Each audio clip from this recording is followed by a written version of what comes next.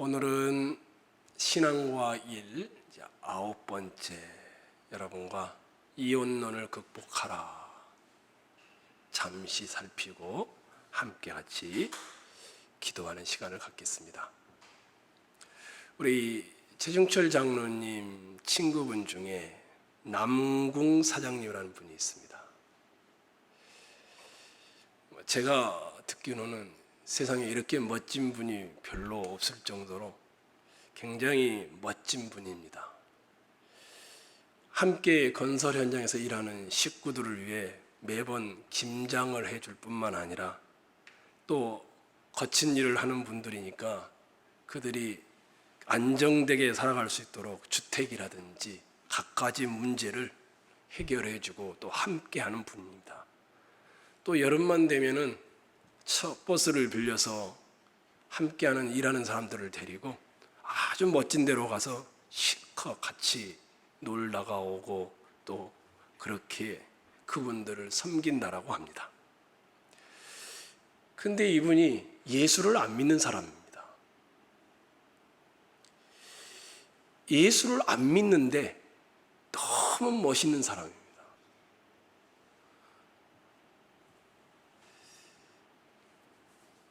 참 아이러니합니다. 이와 비슷한 일이 또 하나 있답니다. 뉴욕에 가면 이 맨하탄이라는 곳이 있습니다. 여기는 굉장히 잘 사는 동네입니다. 근데 이 맨하탄에서 조금만 뒤로 가면 거기는 정말 어둠의 골목입니다. 반대로 정말 못 삽니다. 근데 다른 사람들은 이제 잘 배우고 수입이 많고 이런 사람들은 다 이 맨하탄 이쪽 좋은 동네에서 삽니다. 그리고 저쪽에 있는 분들을 못 배워서 그렇다, 또는 흑인들이 많으니까 흑인들이어서 그렇다, 이렇게 마음으로 이렇게 평가절하를 합니다. 그런데 여기에 유대인들 몇 사람이, 이게 유대인 공동체입니다. 이 사람들은 자기가 번 수익의 반절을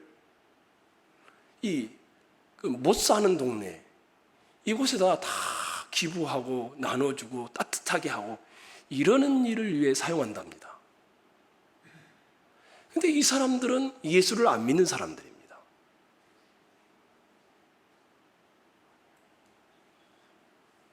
이건희 씨 돌아가셨는지 잘 모르겠습니다. 삼성그룹의 회장님이셨지 않습니까?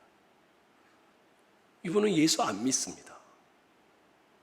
정주영 씨, 현대그룹의 박근혜 씨, 전 대통령이죠. 노무현 씨, 전 대통령이죠. 조국 씨, 문재인 씨, 다 대통령이나 법무부 장관, 윤석열 씨. 이 사람들은 예수를 안 믿습니다. 불교도들입니다. 또는 천주교입니다. 그런데 각자의 위치에서 정말 영향력을 행사하며 또 사람들을 이롭게 하며 살아갑니다. 제가 언급하지 않는 사람들, 아마 여러분들이 알고 있는 사람이 참 많을 겁니다.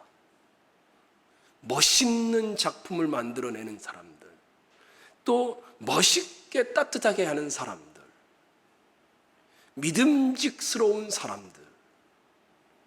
예수 안 믿는데 이런 일을 하는 사람을 여러분들은 최소한 몇 사람씩은 다 알고 있을 것입니다. 근데 고민이 그겁니다. 우리 입장에서 보면 예수를 안 믿는데 너무 멋지게 살아요. 정말 사람답게 살고. 그럼 이런 분들을 어떻게 바라보아야 합니까? 반대도 있습니다. 예수를 믿는데 정말 말로 할 수 없을 만큼 악랄하게 사시는 분, 이런 분들도 있죠. 전에는 예수를 믿는 사람만 선한 일을 하거나 선한 기업을 하거나 선하게 경영을 해서 직원들을 이롭게 하고 그럴 수 있을 것이다, 이렇게 생각을 했습니다.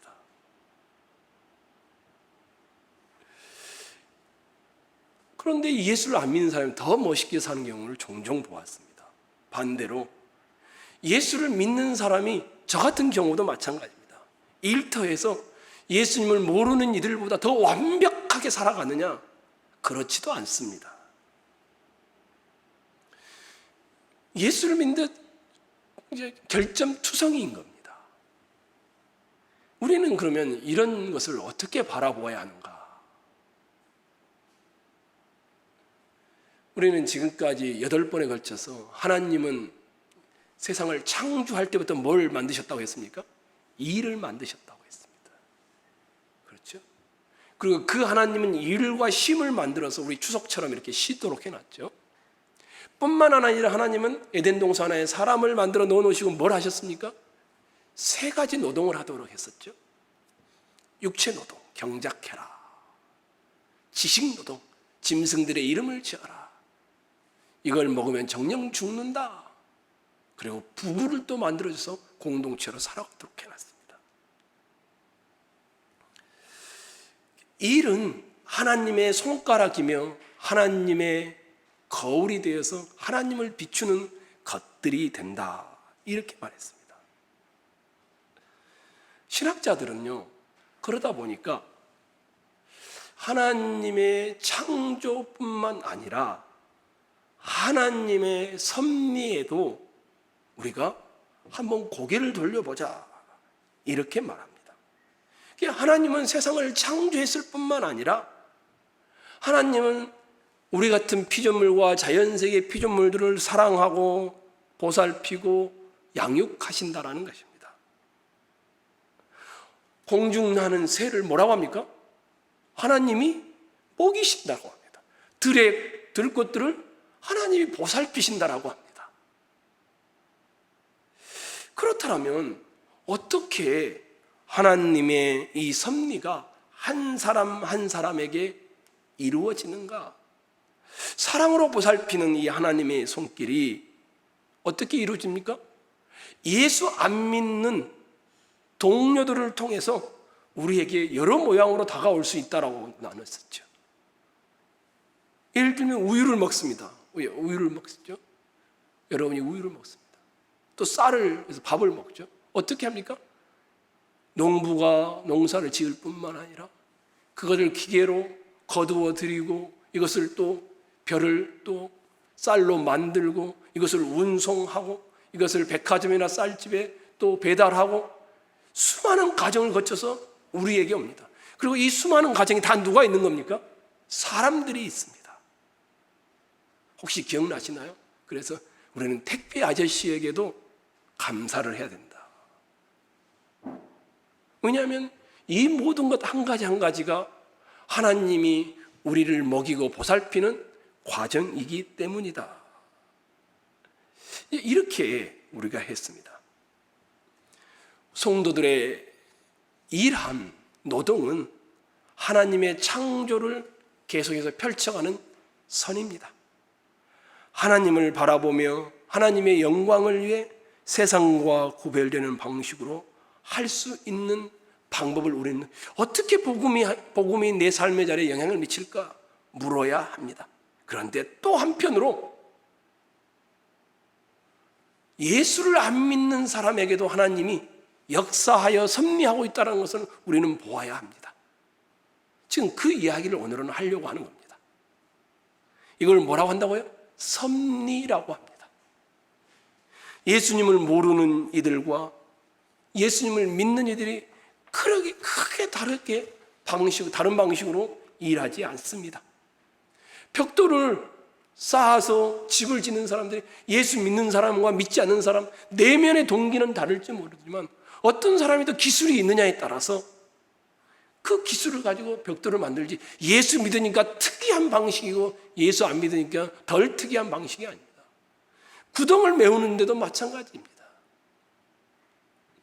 예수님을 구주로 영접한 이들이나 영접하지 않는 이들 다 하나님이 달란트를 주시고 재주를 주셔서 살아가게 합니다. 반대일 경우도 있습니다. 예수를 믿지 않는데 믿는 사람보다 더 큰 일을 하게 할 수도 있습니다. 여러분이 그걸 인정하셔야 합니다. 예수 믿는 사람보다 더 훌륭한 일을 해내는 안 믿는 사람을 보면서 너무 놀라워하지 말자라는 것입니다. 나는 예수 믿는 크리스찬입니다. 나는 크리스찬으로서 세상을 아름답게 가꾸는 노동을 합니다. 이것을 우리가 가지고 있는 기독교 세계관이다 이렇게 표현합니다. 근데 이런 생각을 가지면은 여러분 조금만 잘못 생각하면은 자기도 모르게 엘리트 의식에 사로잡힐 수 있습니다. 우리 최종철 장로님처럼 회사를 경영하는 분들은 자기가 복음을 가지고 자기 현장에서 복음을 펼칠 수 있습니다. 자기가 복음을 가지고 복음의 생각들을 펼치면서 경영해 나갈 수 있습니다. 작가들도 기독교 세계관을 가지고 일을 해 나갈 수 있습니다. 그런데 이런 화이트 칼라 말고 땀 흘려 일해야 되는 노동자들, 이분들은 우리 김만호 집사님 같은 경우는 철근을 메고 가서 일을 해야 됩니다. 그게 육체의 힘을 가지고 하는 일이기 때문에 주어진 대로만 하면 되는 겁니다. 어떻게 됩니까? 이분들은 복음을 자기 현장에 펼치는 것은 성실하게 한다든지 마음에 예수님을 믿기 때문에 더 꼼꼼한 이것 외에는 아주 특별하게 특출나게 다르게 할 수 있는 방법이 없습니다. 크리스찬으로 세상을 살아간다, 내가 복음을 들고 살아간다 이 말을 할 때 우리가 꼭 까먹는 것이 뭐냐면 화이트 칼라, 작가나 전문인이나 경영인들처럼 내 복음이 특별한 방법으로 내 노동의 현장에도 펼출될 것이다 이렇게 생각하는 분들이 있습니다. 그렇지 않을 수도 있다는 겁니다. 그보다 더 여러분과 제가 보아야 할 것이 있습니다. 뭐냐 하면 하나님의 사랑 또는 하나님의 섭리라는 것입니다. 하나님의 섭리를 실어 나르는 도구로서 이 일의 가치를 보셔야 합니다. 그래서 하나님이 이 땅을 먹여가는 방법들이 블루칼라와 같은 막노동하는 사람을 통해서도 일하신다라는 겁니다. 택배를 하는 사람을 통해서도 일하신다라는 겁니다. 하나님이 이 세상을 먹이고 아름답게 가꾸는 일을 경영하고 작가나 작곡가나 이런 사람들, 특별한 사람들만 통해서 하는 것이 아니라는 겁니다. 그래서 이 직업은 덜하고 이 직업은 더 이렇게 과소평가하거나 비교평가하는 것은 옳지 않습니다. 성경의 가르침은 크리스찬이 한 일이나 전문직만을 소중하게 여기는 폐단에 빠지지 않도록 합니다. 여러분이 하나님의 섭리를 인정한다면 여러분은 정말 젖소에서 젖을 짜고 해서 우유를 만들어내는 그 한 사람의 수고를 감사할 수 있고 그 수고에 정말 우리가 감사를 표현할 수 있어야 합니다. 왜냐하면 거기에도 하나님의 섭리가 들어있기 때문입니다. 하나님의 사랑이 세상에 전달되는 통로로 우리 눈을 확대해서 보자, 이 이야기를 지금 하고 있는 것입니다. 세상이 예수 안 믿는 사람들에도 하나님이 섭리하고 있다, 이것을 보자라는 것입니다. 하나님이 예수 믿는 사람은 믿는 사람대로 복음을 가지고 일하도록 하시지만 안 믿는 사람들도 하나님의 섭리와 사랑을 실어 나르는 도구들이다. 여러분이 오늘 읽었던 시편 19편이 특별 계시와 일반 계시의 일반 은총의 이야기를 거기다 품어 놓은 것입니다. 이를 사랑이 많으신 하나님의 세상을 향한 섭리를 전달하는 도구로 본다라면, 이것이 성경적인 생각이라면 여러분들은 예수 믿는 사람인데 예수 안 믿는 사람과도 훨씬 친밀하게 일할 수 있습니다. 심지어는 불교들과 같이 일하면서도 재미있게 일할 수 있습니다. 근데 이것을 버리면 늘 찝찝해. 이것을 극복하지 못하면 늘 제한되어 있어요. 마음을 열지 않죠.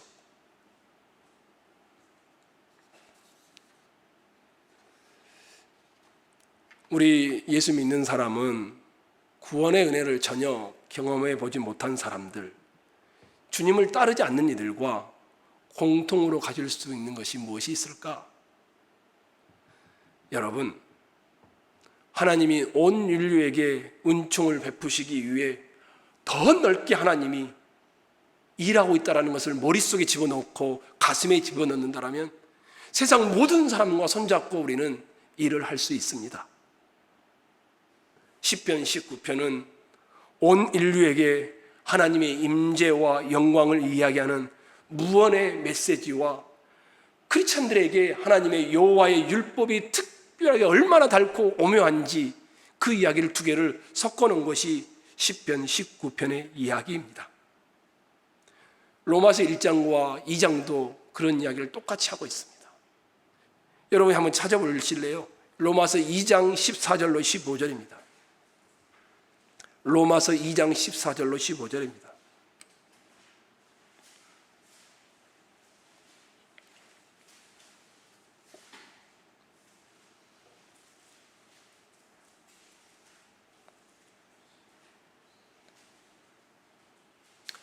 로마서 2장 14절에서 15절 읽겠습니다. 율법 없는 시작. 율법 없는 이방인이 본성으로 율법의 일을 행할 때에는 이 사람은 율법이 없어도 자기가 자기에게 율법이 되나니 이런 이들은 그 양심이 증거가 되어 그 생각들이 서로 혹은 고발하며 혹은 변명하여 그 마음에 새긴 율법의 행위를 나타내느니라. 무슨 말 하는지 좀 이해가 되시는지 모르겠습니다. 무슨 말인가 하면 예수를 안 믿는 이방인도 하나님을 모르는 이방인도 어느 정도 신이 존재하고 자기가 피조물이라는 것을 인지하고 율법이 없는 이방인도 그 양심이 율법이 돼서 어떻게 하면 인간다운지 이런 것들이 다 하나님이 있도록 만들어 놓으셨다라는 이 이야기를 하고 있습니다. 이사야서 28장에 가면은 이런 말씀이 있습니다. 파종하려고 가는 자가 지면을 이미 평평히 하였으면 소맥을 줄줄이 심으며 대맥을 정한 곳에 심으며 귀리를 그 가에 심지 아니하겠느냐? 이는 그의 하나님이 그에게 적당한 방법을 보이사 가르치셨음이며 이도 만군의 여호와께로부터 난 것이라. 그의 경영은 기묘하며 지혜는 광대하니라. 농사법에 대한 이야기를 하는 겁니다. 이사야서 28장에서. 근데 그 농사법을 한 줄은 소맥을 심으면 그 사이사이에다 대맥을 심고 또 다른 한 줄은 다른 것을 심으므로 농사가 잘 자라게 하는 것을 농사법인데 이것을 하나님이 창조의 책장을 딱 펼쳐서 사람에게 알려주셨다, 이 이야기를 하고 있는 것입니다.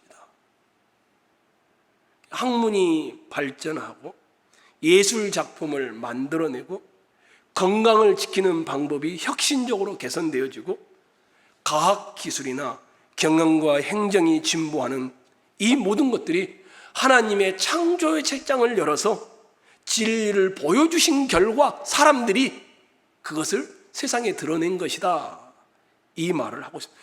신학자들은 이것을 일반 계시이다 이렇게 표현하는 것입니다. 또는 일반 은총이다. 야고보서 1장 17절 제가 읽어드릴게요. 여러분 듣기만 하십시오. 온갖 좋은 은사와 온전한 선물이 다 위로부터 빛들의 아버지로부터 내려오나니. 사람이 사는데 선하고 유익한 지혜와 정의와 아름다움, 누구의 손에서 빚어지는지 모르겠지만 하나님이 위로부터 빛들을 비추어서 내려주신다, 이렇게 말을 하고 있습니다. 출애굽기 31장에도 부살레에게 여호와께서 하나님의 영을 그에게 충만하게 하사 지혜와 총명과 지식과 여러 가지 체주를 갖게 하셨다. 하나님의 성령 하나님이 우리가 죄를 깨닫고 이것만 하는 것이 아니라 재주와 능력을 일반 사람들에게 주어서 그 예술의 재주가 있게 하셨다. 예술도 하나님으로부터 왔다, 이 말을 하고 있는 것입니다. 이사야서 45장 1절에도 똑같은 방법이 나옵니다.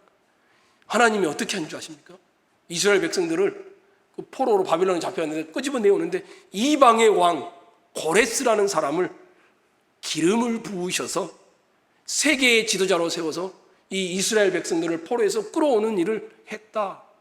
하나님이 이 일반적으로도 이 열방을 섭리하시고 통치해 가시면서 보호하시고 이끌어 가신다는 것을 묘사해 놓았습니다. 우리는 다 성령 하나님 하면은 죄를 깨닫게 하고 말씀을 깨닫게 하고 우리가 실천할 수 있도록 강력한 역사한다, 뜨거움을 일으킨다, 이렇게만 알고 있는데 이 성령 하나님은 일반 영역에서도 하나님의 일들을 하고 있다는 것을 드러내놓고 있는 것입니다. 하나님은 일반 은총을 통해 인류에게 축복을 베푸시고 하나님의 자녀들이 주님을 모르는 이들과 협력하면서 유익을 얻게 하셨습니다.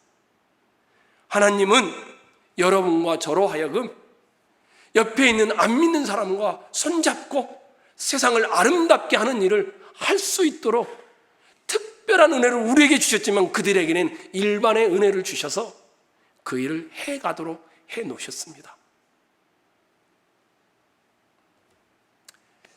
로마서 1장에 사도 바울이 그러죠. 로마 교회 성도들을 향하여 불의로 진리를 막는 사람들 1장 18절 이하에 보면 쭉 일반 계시에 대해서 나오는데, 근데 이 이야기를 존 칼빈이라는 분이 주석한 칼빈 주석에 보면 너무너무 멋있게 해놨습니다.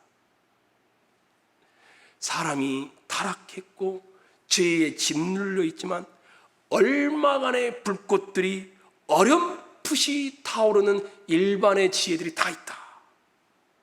하지만 그 일반의 지혜와 그 불꽃 가지고는 죄를 넘어설 수 없다. 이렇게 표현을 해놨습니다. 인간의 마음과 정신은 결코 빛과 지혜가 있지만 한편으로는 하나님을 아는데 무능하다는 것을 이렇게 묘사를 해 놓은 것입니다. 그러면 아주 명확해졌습니다. 오늘 여러분과 제가 나누고 싶은 것이 무엇인지 여러분은 알게 됐습니다. 세상은 중립적인 것이 없죠. 그렇죠? 예수를 안 믿는 사람, 예수를 믿는 사람 분명히 다른 가치관을 가지고 살아갑니다. 안 믿는 그들에게서 우리가 가지고 있는 가치관을 기대하기 어렵습니다. 그러나 그릇된 세계관을 가진 그들, 우리가 믿고 있는 것이 옳다라고 생각하는데 그렇지 못한 그들에게 하나님의 일반 은총이 임하고 있다는 이 사실을 놓치시면 안 됩니다. 불의한 행동으로 진리를 가로막아서 그들이 진리를 가로막은 그 말씀 안에를 보면 진리가 얼마쯤 있으니까 가로막을 수 있는 겁니다. 성도 여러분, 제가 여러분과 오늘 나누려고 하는 것은 한 가지입니다. 우리는 너무 어렸을 때부터 우리 노인대학 여행 가보면 아시잖아요. 우리 소호 목사님은 지금도 유행가를 몰라요. 그렇게 배우라고 해도 못 배워요.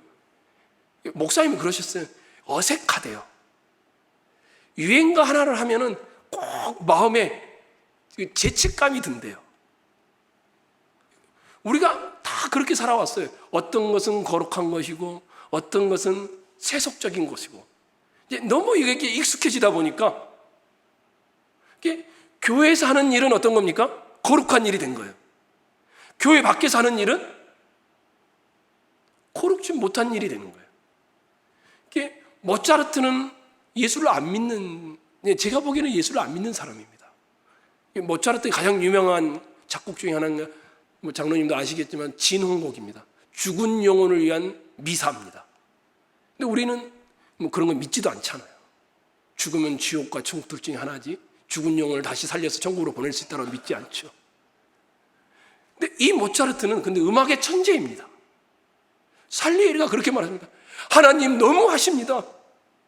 나같이 착하게 살고 올바르게 사는 사람에게는 평범한 재주를 주시고 저 사람에게는 왜 저렇게 특별한 재주를 주셨습니까?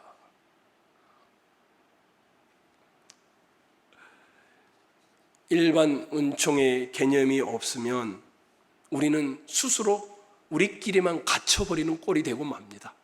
이것을 개토화된다라고 말합니다. 예수 믿는 사람은 예수 믿는 의사에게만 진료를 받아야 합니까? 예수 믿는 사람은 예수 믿는 변호사에게만 일을 맡기고 해야 됩니까? 예수 믿는 사람은 크리스찬 상담가의 말만 들어야 합니까? 예수 믿는 사람은 예수 믿는 예술가가 만든 작품만 감상해야 합니까? 그렇게 우리는 자동으로 생각합니다. 그리고 예수 믿는 사람이 뭘 만들었으면 괜히 기분이 좋고, 그렇지 않은 사람이 만들면 약간 평가절하를 합니다.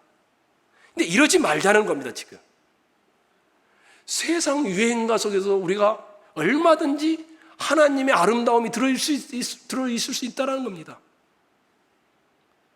하나님은 세상에 선물을 쏟아 부으시면서 상당 부분을 그리스도인이 아닌 사람들에게 맡기셨다는 것을 전제하자라는 겁니다. 모차르트는 예수를 믿었든 안 믿었든 우리 모두에게 음악에 대한 큰 선물을 준 사람입니다. 이렇게 일반 은총이 정리되지 않으면 여러분과 저는 정말 갇혀 살게 됩니다. 유행가를 부르면 거룩하지 못한 것이 되어버립니다. 그리고 죄에 대해서 민감하지 못한 것이 되어버리고, 그렇게 하다 보면 성경의 세계관이 아니라 이원론의 세계관에 빠져 살게 되어집니다. 예수 믿는 크리스찬의 스토리는 그리스도를 주님으로 믿지 않는 사람들이 악당이다 이렇게 생각지 않습니다. 예수를 믿는 사람들은 악당은 예수를 안 믿는 사람이 악당이 아닙니다. 죄 자체가 악당인 것입니다. 예수를 안 믿는 사람도 하나님이 섭리하고 있음을 우리는 보는 것입니다. 복음은 우리뿐만 아니라 그들의 내면에게도 죄가 도사리고 있다는 것을 늘 보여주는 것입니다. 우리도 예수를 믿지만 죄가 늘 도사리고 있지 않습니까? 그러니 일반 문화를 너무 이탈하지 마십시오. 터부시하지 마십시오. 음악, 영화, TV, 문학, 관광, 하나님이 주신 아름다운 것들입니다. 물론 나쁜 것도 있습니다. 도박, 성, 이런 것들은 우리가 따라가면 안 됩니다. 하나 좋은 것들이 얼마든지 있는데 우리가 그것을 너무 이탈하고 탈피하고 가지 않으려고 하지 말자라는 것입니다. 사랑하는 오늘 여기에 나오신 이제 여러분들이 가서 추석을 보낼 거 아닙니까? 그럼 어떻게 하면 거룩하게 사는 건가요? 그들과 어울리지 않고 조용히 있으면 됩니까? 그렇게 보지 말자라는 것이죠. 거친 말을 안 하면 됩니까? 아닙니다. 우리가 알아야 할 것은 하나님의 손가락이 예수를 안 믿는 사람을 통해서 섭리하고 있음을 보니까 함께 아름다운 것들을 추구해 가면 되는 겁니다. 가족 간에 함께하는 것에서 오는 기쁨, 이것을 위해 적극적으로 참여하고, 가족 간에 함께하는 것에서 오는 즐거움 때문에 같이 모여서 예배할 뿐만 아니라 놀이도 같이 하고, 얼마든지 아름답게 할 수 있는 것이 있는데 우리는 거룩을 꼭 이렇게 나누어서 그렇게 생각하는데 그러지 말자는 것입니다. 이제 말씀을 맺도록 하겠습니다. 거룩한 것과 거룩지 않은 것을 나눠버리는 것은 이원론이라고 합니다.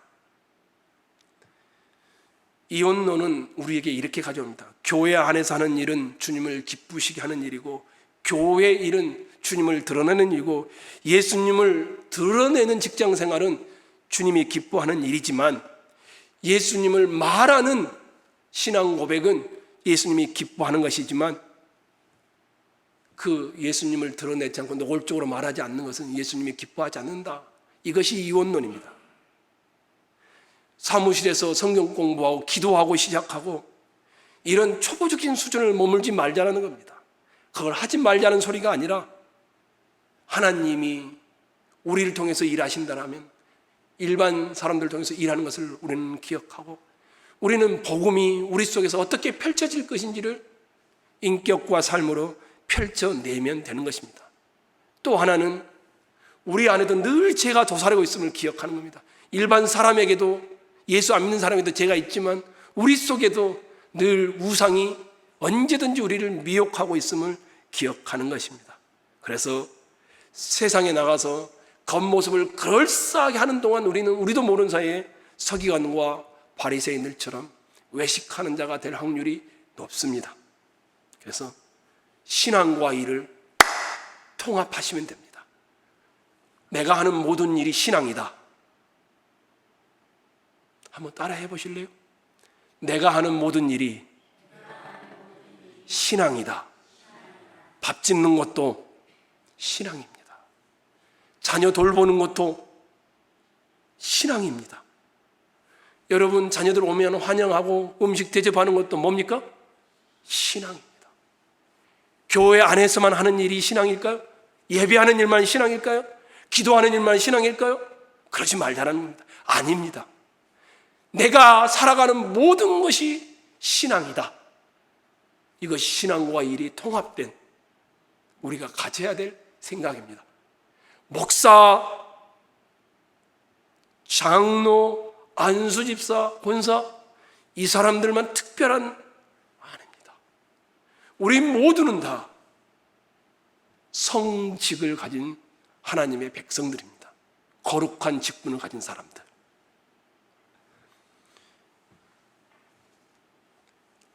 그리고 또 하나 여러분과 제가 꼭 기억했으면 좋겠습니다. 내가 하는 일이 모든 것이 신앙이고 내가 살아가는 그 삶의 현장에 복음이 예수 믿으세요 이렇게 드러나는 것이 아니라 복음이 여러분의 인격과 여러분의 태도로 흘러가도록 하자. 이것이 우리가 해야 될 일입니다. 그 회사 처음 하고 나서 드리는 예배를 뭐라 하죠? 개업 예배. 이런 것보다 더 중요합니다. 그런 거 안 해도 괜찮습니다. 물론 하시면서 하나님의 은혜를 구하는 것이겠지만 내가 하고 있는 그 일 속에서 복음이 흘러가도록 하는 겁니다. 이것이 통합된 자의 신앙 고백이 되어지는 것입니다. 늘 우리는 내 안에도 죄가 있음을 기억하고 언제든지 죄가 나를 파고들 수 있음을 기억하고 안 믿는 사람에도 죄가 확연히 보일 수도 있고 그도 죄의 영향 아래 있다는 것을 기억하면서 함께 손잡고 하나님의 손가락이 되어 세상을 아름답게 하는 분들이 되기를 소망합니다. 혹시 여러분 집에 택배 아저씨가 오면 정말 정중하게 너무 감사합니다. 한번 그렇게 감사를 표현해 보십시오. 여러분 집에 우체부 아저씨가 와서 뭔가를 배달해 주면 그게 하나님의 손가락에 대해서 나에게 오고 있음을 보는 겁니다. 우유 배달한 분이 와서 우유를 배달해 주고 있으면 내가 돈을 지불했는데 이렇게 마시고 정말 감사함으로 쌀을 배달해 주면 배달해 주신 분에게도 마찬가지고 우리가 그랬으면 좋겠습니다. 그럴 때 우리는 신앙과 일을 통합적으로 보게 될 것입니다. 그래서 교회 밖에서도 신앙으로 살아갈 수 있는 우리 모든 성도들이 지혜롭기를 주의 이름으로 축원합니다.